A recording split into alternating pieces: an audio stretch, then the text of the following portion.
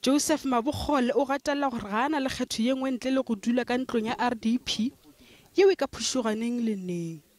Maboto a yona a phatlogile mo o ka kgonang go bona sakagare o le ka ntle.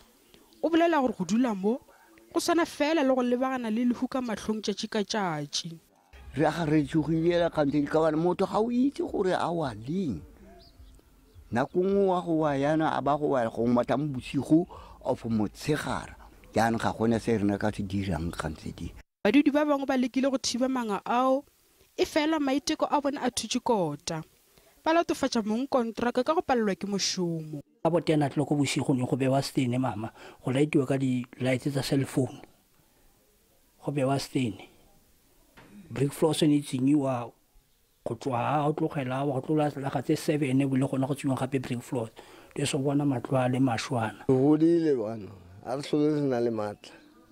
Ha ne rena le matla ne re tla khona. Yona ha re khone. A ke bere ke kry-a pension. Badudi ba re ke mengwaga ba ipelaetša ka se e fela ga go nko yeo e tšwago le mina. As a department, we will be coming in through the National Housing Builders Regulatory Council to make sure that now they do a forensic audit on the level of the work done on those houses. Ga di nyakišišo di sa le gare di tšwela pele, badudi bona ba swere dipelo ka diatla go dintlo tša bona tšeo di senago le mengwaga ye 10 di agilwe di se ba wele.